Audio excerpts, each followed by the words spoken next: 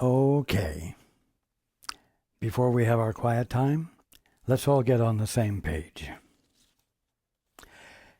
If you are reading from the Sparkly book, it's page 443, the last paragraph. In the second edition, it's page 392, paragraph 8. In the first edition, it's page 365, the fourth full paragraph. In the JCIM, it's page 185, the seventh paragraph. And if you're reading from the CIMS edition, it's page 373, paragraph 78. Okay. Let's take a few moments to be quiet together.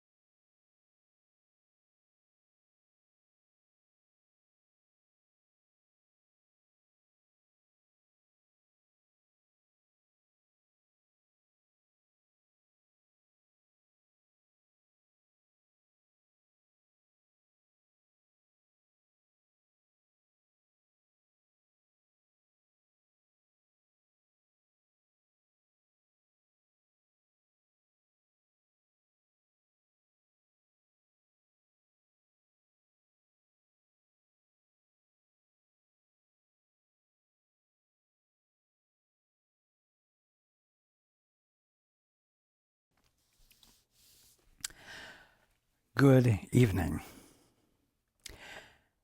and welcome to everyone who's joining us on the internet. You know, never should you think that the study of the Course is bound to be a protracted process that is difficult, that is somehow different from your nature, and therefore something not easily graspable by you. During these past few weeks, while we've been discussing in great detail the nature of the holy instant and the role of the holy relationship, it has become clearer and clearer how simple awakening is.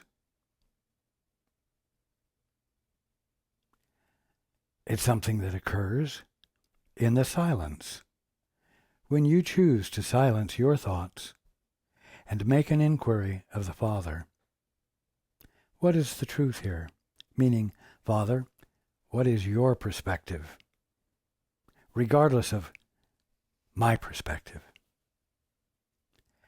It's done in the silence. A simple question, and then a simple giving of attention in the silence.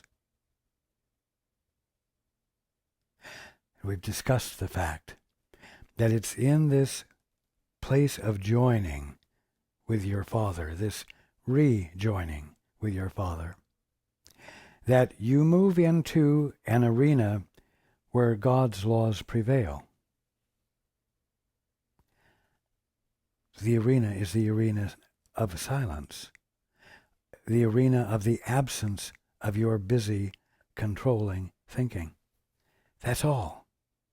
That's all.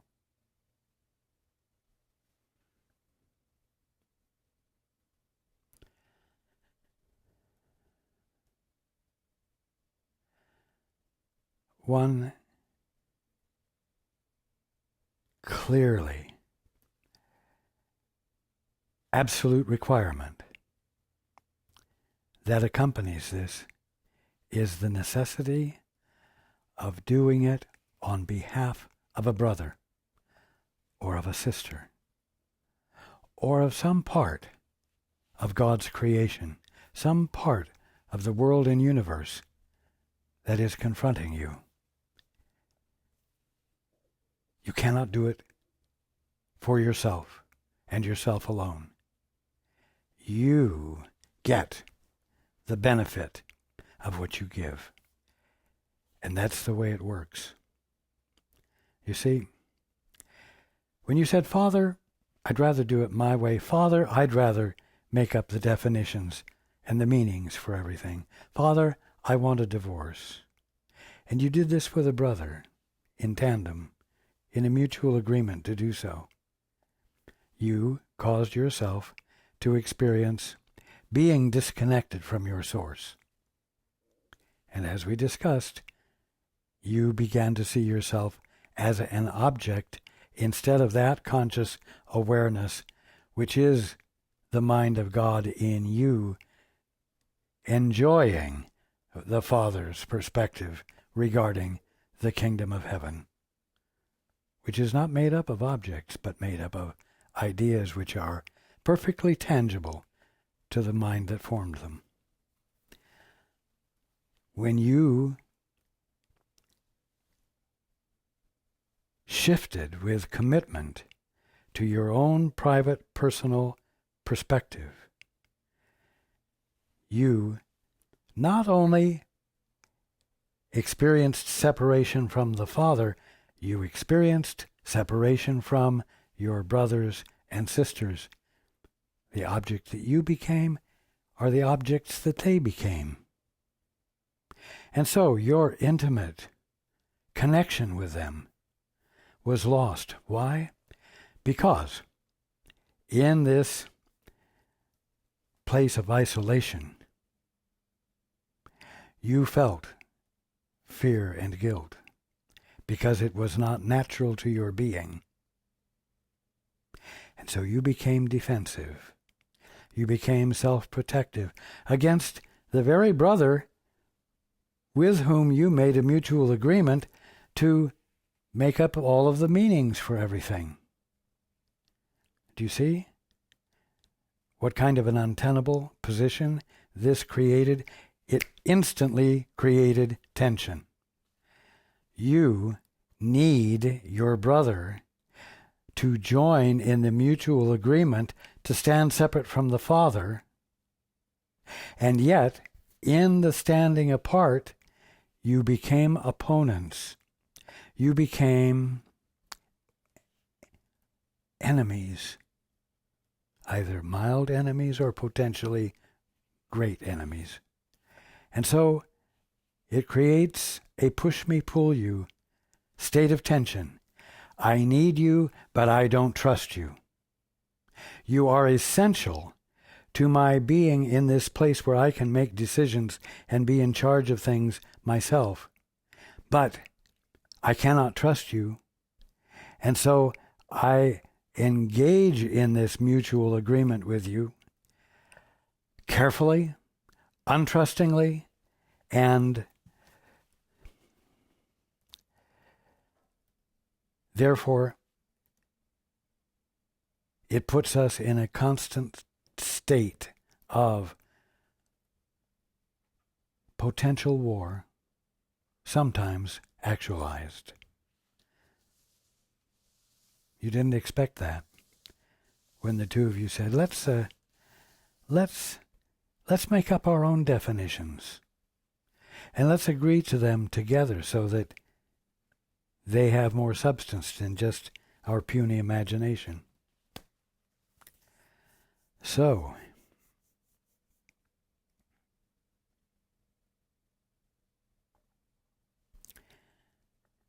in order to return to your sanity, in order to wake up, in order to have the Father's perspective, which is your true perspective, returned to you, you must undo the divorce from your father, which estranged you from your brothers and sisters. And this is why it is an inescapable absolute fact that awakening requires your doing the awakening, your practicing the two-step on behalf of your brother or your sister or some part of the infinitude of creation that you see as an object different from you, dangerous to you. You see? Now, this still sounds complicated. What if your brother doesn't agree? What if your sister doesn't cooperate?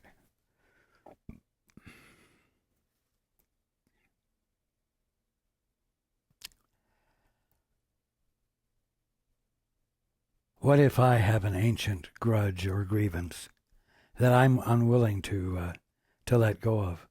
I'll be stuck here forever.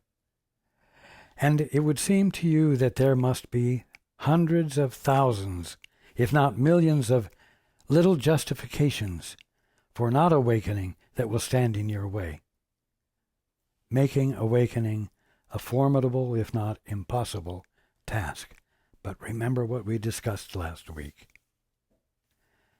The one simple thing that needs to be brought into the picture is not a war against your ego, but rather a simple practice of curiosity. A curiosity to see the more of what God is being right here, right there, anywhere than what you're seeing. The curiosity to see the more of what God is being right there, anywhere, than what you're seeing.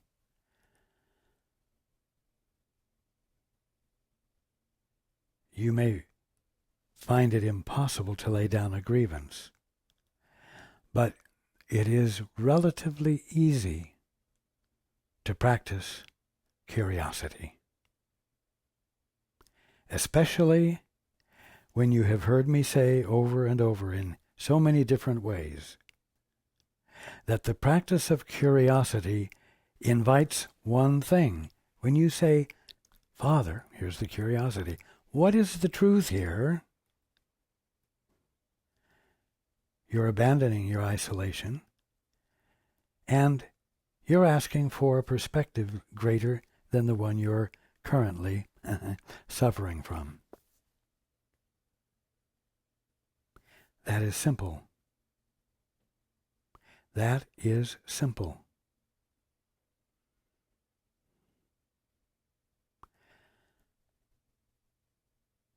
I've made it clear that the payoff for doing this practice of curiosity, will inevitably come, and it will not cost you anything. It will constitute an experience of fulfillment. So, if for any reason you thought, boy, it's taking us a long time to get through the book, is it going to be another 8 years before we get to the end and can wake up? No. Wake up tonight. Practice curiosity tonight, tomorrow, today.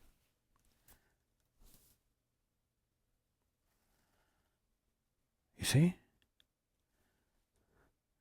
Practice curiosity with whatever degree of safety you have been able to acquire through listening to me explain the nature of awakening, the process of it, the steps of it, and the fact that coming into your right mind, coming back into your right mind, is a natural wholizing process, not an unnatural traumatic process. And so you can dare to practice curiosity with a little bit more carefree abandon.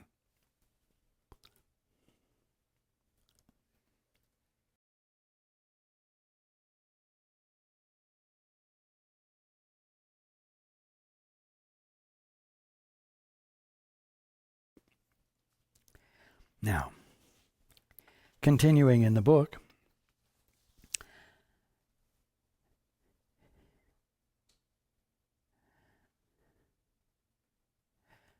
we ended up last week referring to this private sense of selfhood. This little self is not your kingdom. It is not your kingdom. Arched high above it and surrounding it with love is the glorious whole, which offers all its happiness and deep content to every part. The little aspect which you think you set apart is no exception. In other words, this little part of the wholeness of you that you've said is what you are is no exception to the fact that all of creation, all of infinity, all of the wholeness of you is what is inside this little boundary that you've created. And so you are not any different from the wholeness of you. And the wholeness of you, which we've called the Holy Spirit, is nothing more than your right mind held in trust for you while you keep reinforcing this flimsy bubble, this flimsy boundary, you see?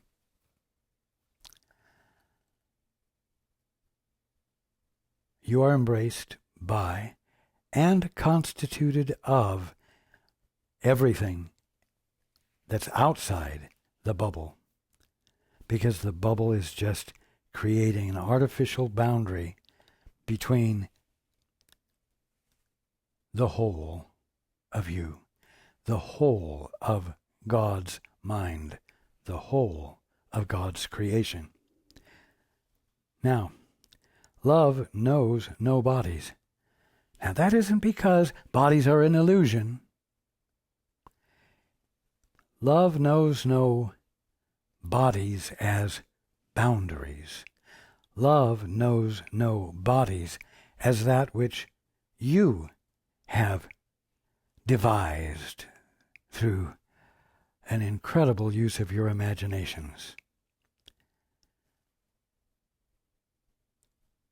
Love knows no boundaries. That's what it means. And reaches to everything created like itself. In other words, it doesn't reach to that which you've created, that which you've imagineered, you see. It reaches to everything created like itself. So it reaches to that which is inside the bubble, and it reaches to that which is outside the bubble. Because what's inside and outside is the same thing. And the bubble is nonsense to love, because it's not actual. It only seems actual to you in your mind's eye through the use of your imagination. So again, love knows no bodies and reaches to everything created like itself. Its total lack of limit is its meaning, you see. And you inside the bubble, you see, the total limit established by the bubble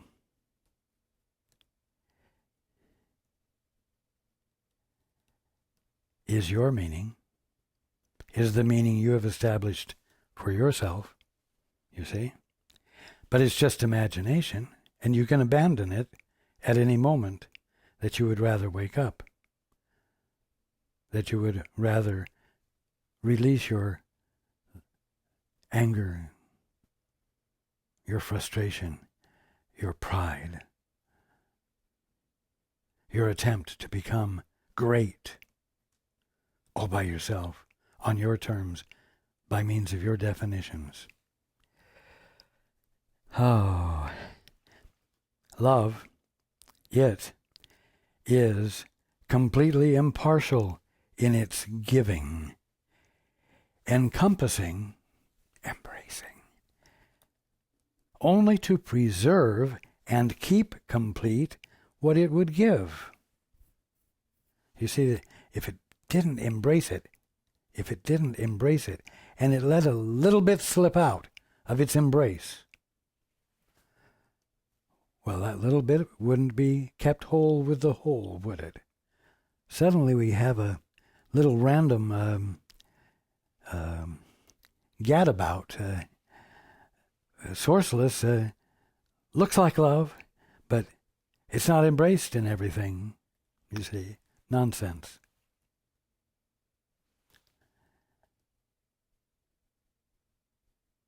Love is completely impartial in its giving, encompassing only to preserve and keep complete or whole what it would give. In your tiny kingdom, you have so little. Poor you. Poor everyone. But it was set up that way,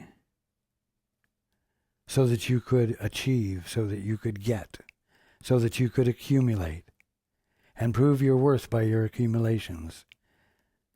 Littleness is essential to satisfaction and accomplishment, because when you can overcome the littleness, you have proven yourself to be real.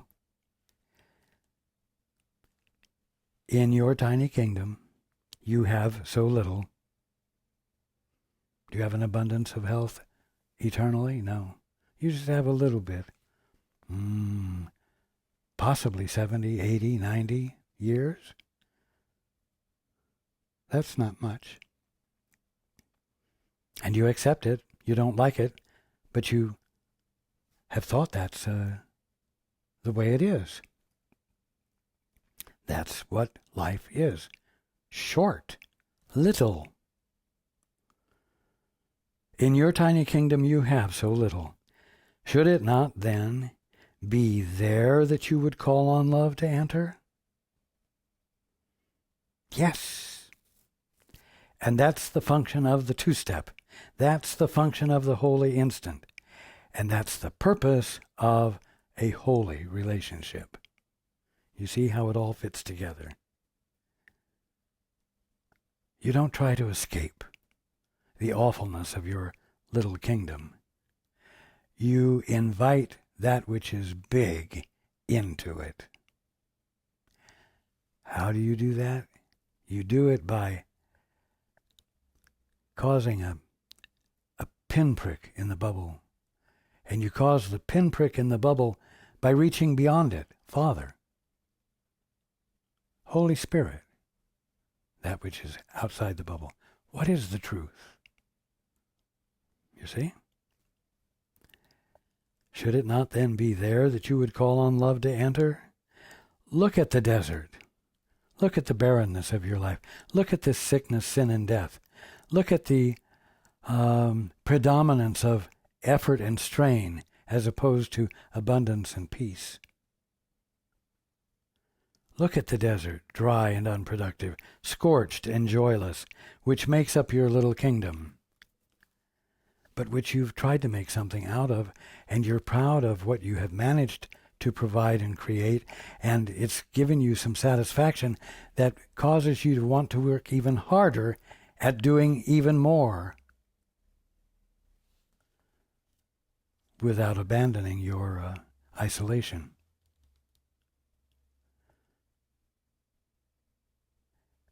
Look at the desert, dry and unproductive, scorched and joyless, which makes up your little kingdom.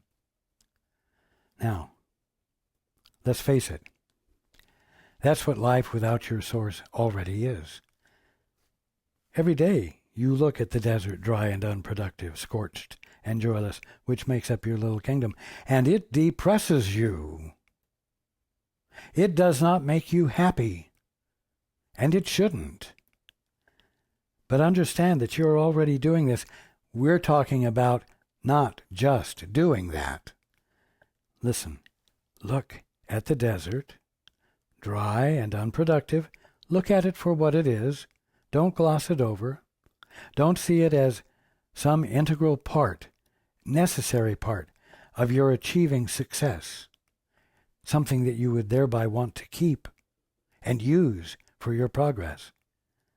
Look at the desert, dry and unproductive, scorched and joyless, which makes up your little kingdom. And realize the life and joy which love would bring to it from where it comes and where it would return with you. You see? Quite a difference.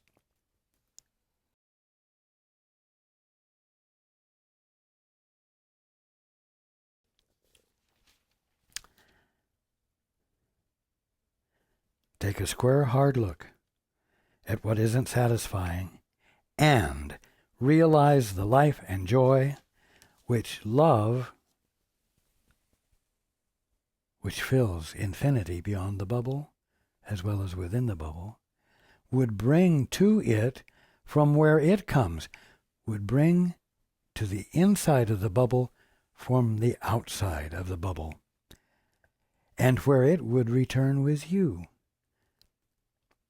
By virtue of its entry into the bubble and your desire to reach beyond the bubble will burst, and you will be with love in the wholeness of your being, in creation itself, with the Father's perspective. The thought, the capital T thought of God surrounds your little kingdom. Creation, the kingdom of heaven, as what it is, inside and outside the bubble.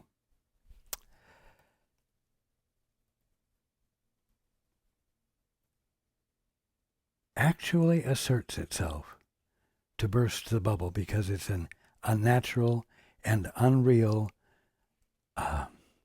phenomenon.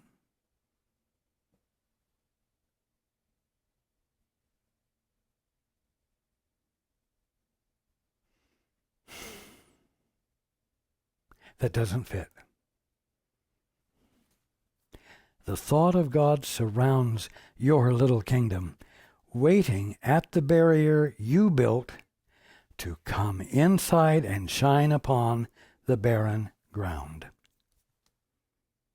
See how life springs up everywhere.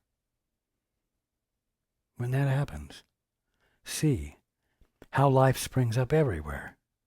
The desert becomes a garden, green and deep and quiet, offering rest to those who lost their way and wander in the dust.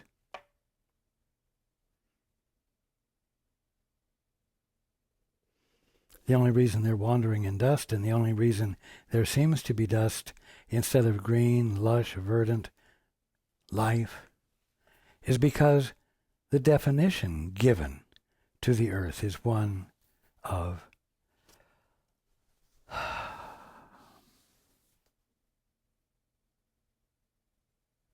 evolution through struggle. And so the evidence of what makes it a struggling affair is built right into it. And the dust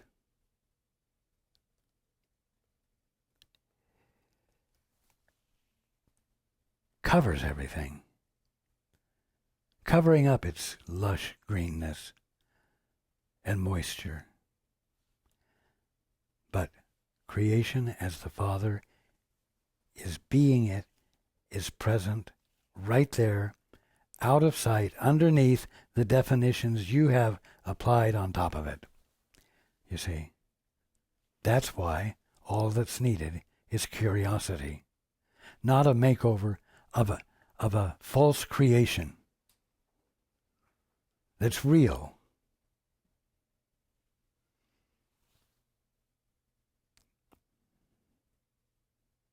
Give them,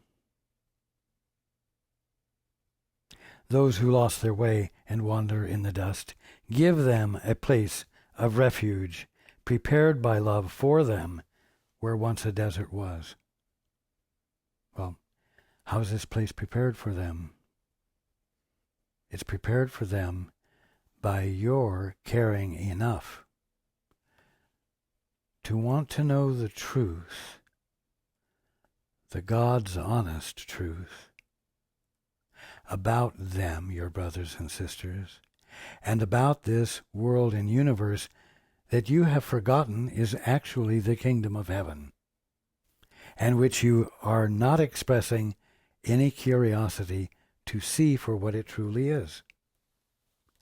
You're going to prepare this place for those who are weary of the struggle, by virtue of wanting to know what the truth is for them, not so that you can become great or have it for yourself, but in your willingness to desire it for them, to become conscious of it so that it's easy to share the truth with them, you get to keep what you give. But boy, try and get it for yourself alone, and you're just rehearsing what you've always been doing in the dream, and it won't cause awakening. Give them a place of refuge, prepared by love, your desire to know what is real. Give them a place of refuge, prepared by love for them where once a desert was.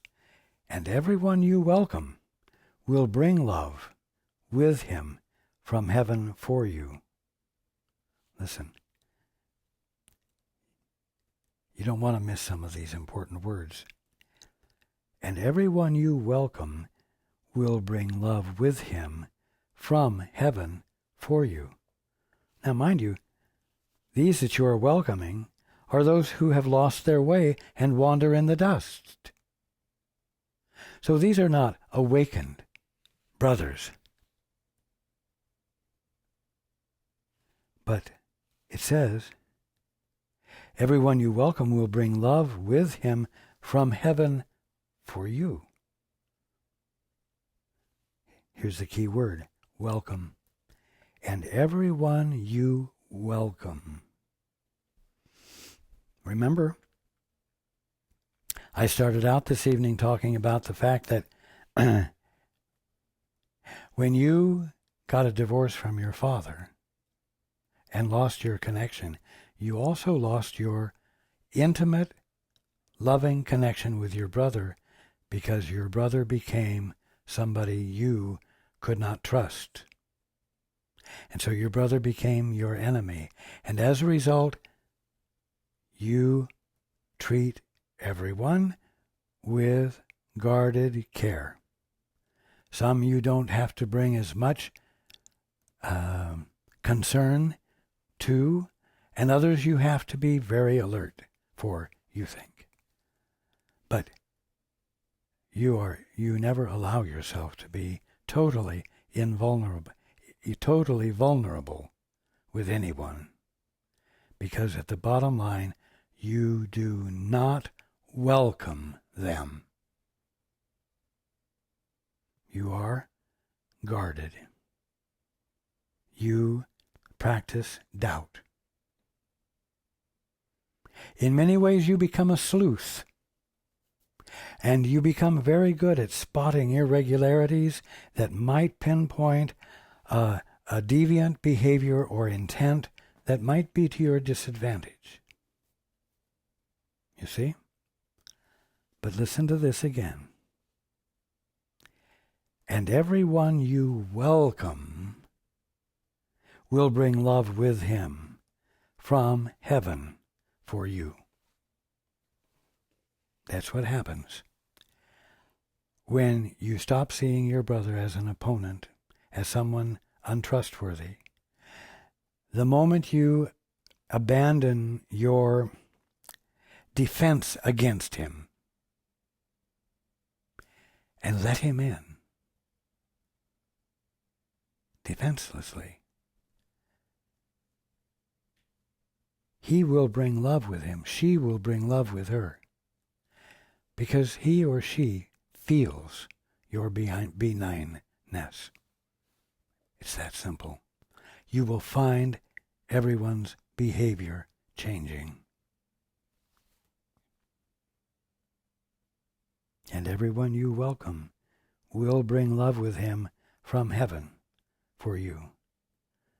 That one will feel safe enough to be defenseless himself or herself.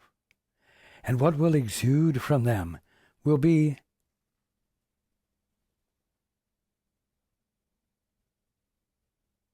their heaven-sent nature,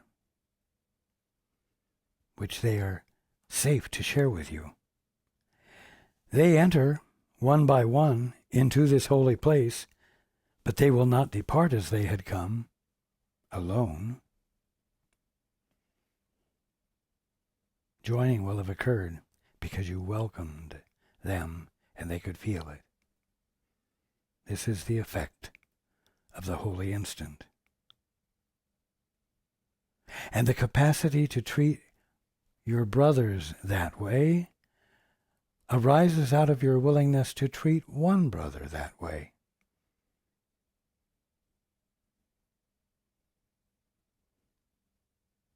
The love they brought with them will stay with them. It won't be stolen away to add to your good. It will stay with them as it will stay with you. And under its beneficence, your little garden will expand and reach out to everyone who thirsts for living water, but has grown too weary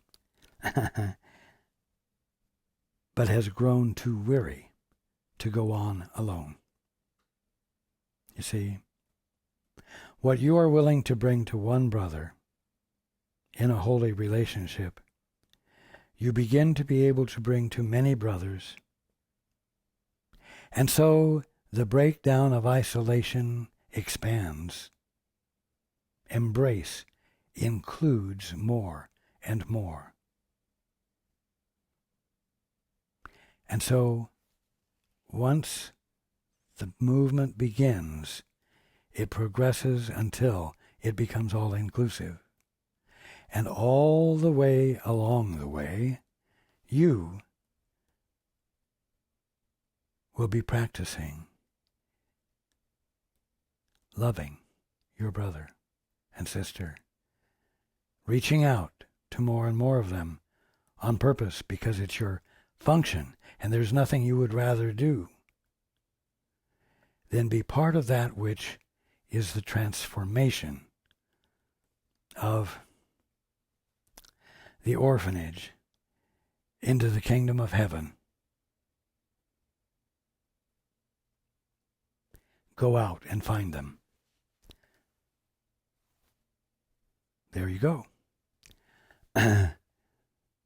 You've listened to know how to use your body sinlessly. In other words, for something other than self-defense. And when you do, you're given a task. You find what it's appropriate for you to be being. And it's easy to be that. And so you do. Go out and find them, for they bring your capital S self, with them.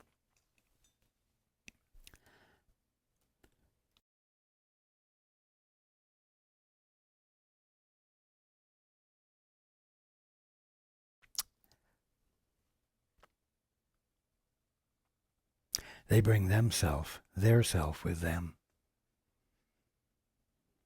And they bring their capacity to see your capital S self with them.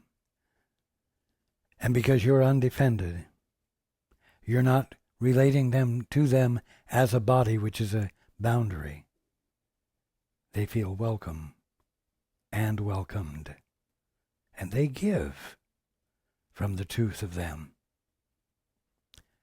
I promise you, this is what it's about. And lead them gently to your quiet garden and receive their blessing there. So will it grow and stretch across the desert, leaving no lonely little kingdoms, little egos with their kingdoms inside their head. So will it grow and stretch across the desert, leaving no lonely little kingdoms locked away from love. Why? Because you care enough to engage in the holy instant with them, and because you care enough to have a holy relationship with them, which is one of love and inclusion, rather than self-protection and defense. And, mind you, you can start that tonight. You can start it right now, whenever it is you're listening to this. And you don't have to put it off. Now is the time.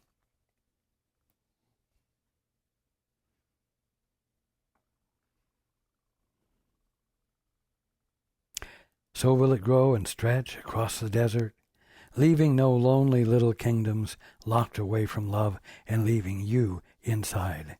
And you will recognize yourself and see your little garden gently transformed into the kingdom of heaven. Not like it was really something else, but it will be transformed into what it always was, because you will not be reinforcing the definitions you have brought into play for the purpose of making something great out of yourself. You won't be doing this anymore. You won't be trying to do this anymore.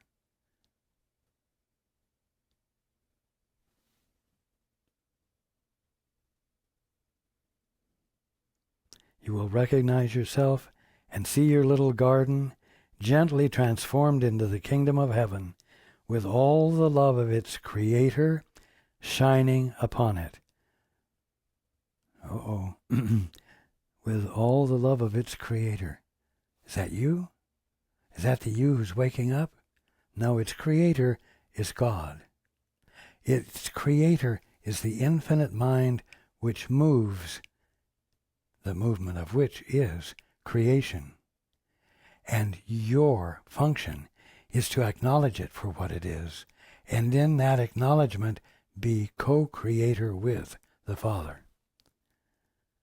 The holy instant is your invitation to love, to enter into your bleak and joyless kingdom. See, it's not about you doing something like the holy instant is your invitation to love, not your invitation to be loving yourself, but the holy instant is your invitation to love, to enter into your bleak and joyless kingdom, this love that is filling infinity beyond the circumference of the bubble that you've used to separate a little part of your wholeness off from the rest so that it could become something important. So the holy instant is your invitation to love, to enter into your bleak and joyless kingdom and to transform it into a garden of peace and welcome. That's the effect of practicing the two-step and the holy instant. That's the effect of the simple practice of the two-step and the holy instant. Love's answer, what did I say, is inevitable. That which is outside the bubble will inevitably perforate and pass through the bubble, causing it to no longer seem to separate what is actually one. It will come because you came without the body. Now, what does it really mean? Because you came without the boundary. You came without the practice of defense, and interposed no barriers which would interfere with its glad coming. In the holy instant, you ask of love only what it offers everyone, neither less nor more. Asking for everything, you will receive it. Demanding it, thinking you can create it yourself out of whole cloth, out of imagination, won't work. Asking, isn't that humiliating? It's like begging. Asking for everything, you will receive it. And your shining, capital S self, will lift the tiny aspect which you tried to hide from heaven, straight into heaven. Listen to that again. And your shining self will lift the tiny aspect which you tried to hide from heaven, straight into heaven. The bubble pops, and that of you which you were only paying attention to within the bubble is immediately sucked into, immediately finds itself in the middle of the whole, all of you.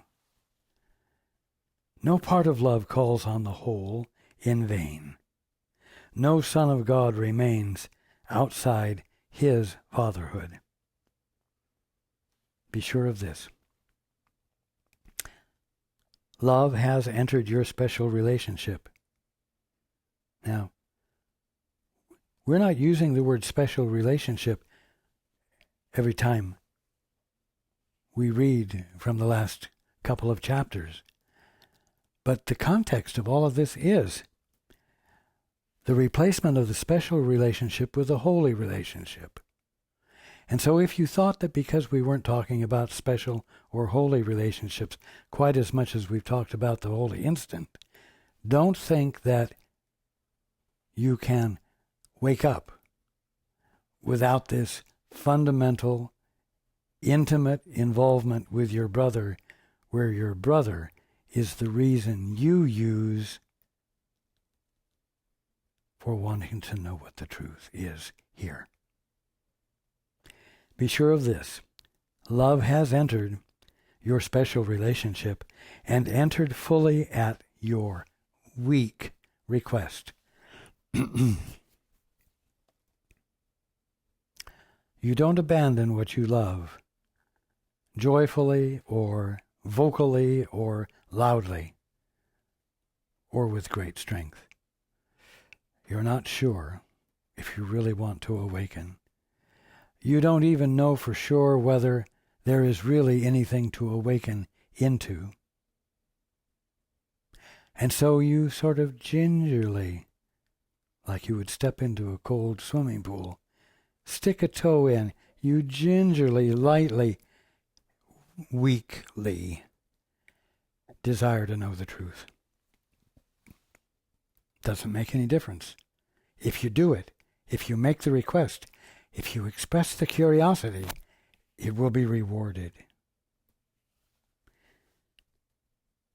You do not recognize that love has come because you have not yet let go of all the barriers you hold against each other. And you will not be able to give love welcome separately. Just absolutely fundamental. You will not be able to give love welcome separately. You could no more know God alone than he knows you without your brother. But together, you could no more be unaware of love than love could know you not, or fail to recognize itself in you.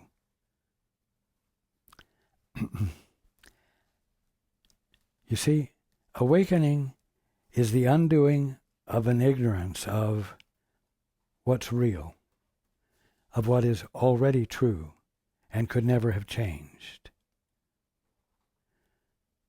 Waking up is remembering what you have always been, even though you have been preoccupied with your imagination and your great investment of commitment to it.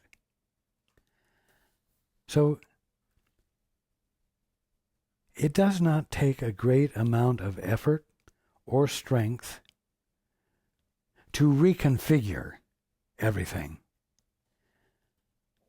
All it takes is the willingness to abandon the commitment you have to the definitions you have made up, which you have so far been unwilling to release because you think your life depends upon them. Releasing them is the simple abandonment of a faith in something that isn't real, an imagination, an idea. That's all. Remember this. That's why you can wake up tonight, or today, or tomorrow. Not way down the line. You have reached the end of an ancient journey, not realizing yet that it is over. You are still worn and tired, and the desert's dust still seems to cloud your eyes and keep you sightless. Yet he whom you welcomed has come to you and would welcome you, your brother, your brothers and sisters. Yet he whom you welcomed, he whom you confronted without defense, he whom you confronted and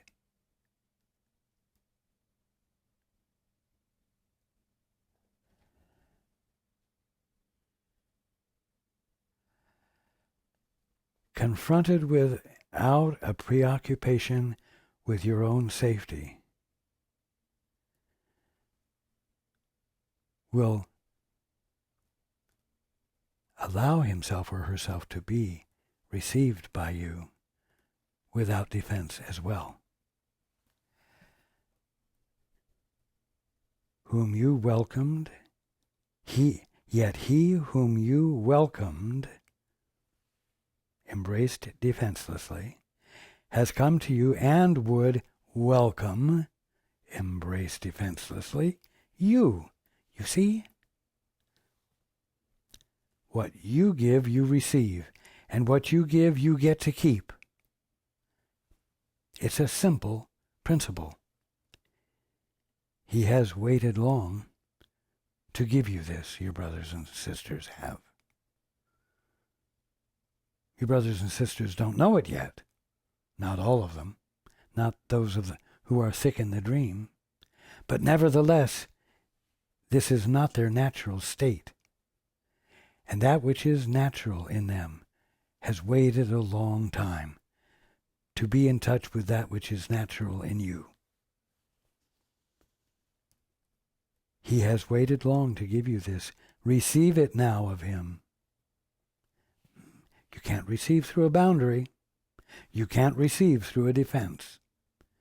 But you can receive through defenseless welcome. Receive it now of him, for he would have you know him. Now, we're not talking about an awakened brother. We're talking about the guy who lives next door, or the lady who lives up above you, or the child who is hollering and crying in the other room because he's impatient. Receive it now of him, for he would have you know him, not who he believes he is. Only a little wall of dust, or a flimsy bit of water and soap still stands between you, blow on it lightly and with happy laughter, and it will fall away. And walk into the garden love has prepared for both of you.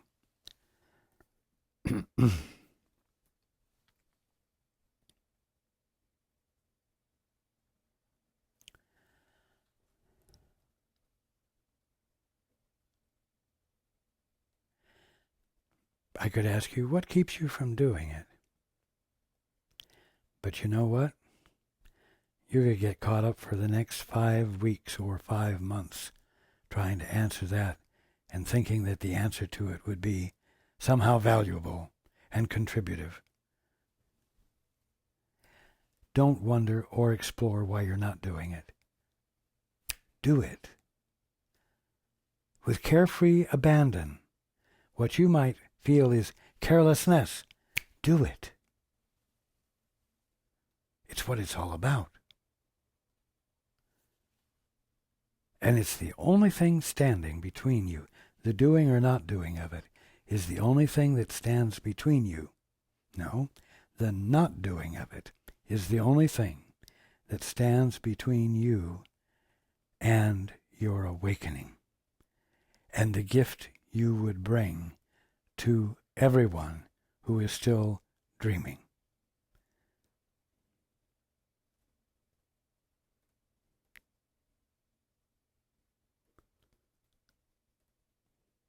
I love you. I love you all.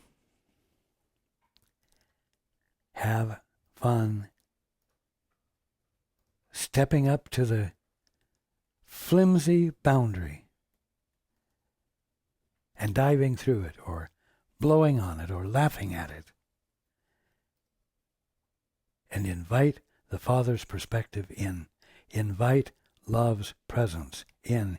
Invite the Holy Spirit, which is nothing more than your right mind in its totality, in. And I look forward to being with you next week.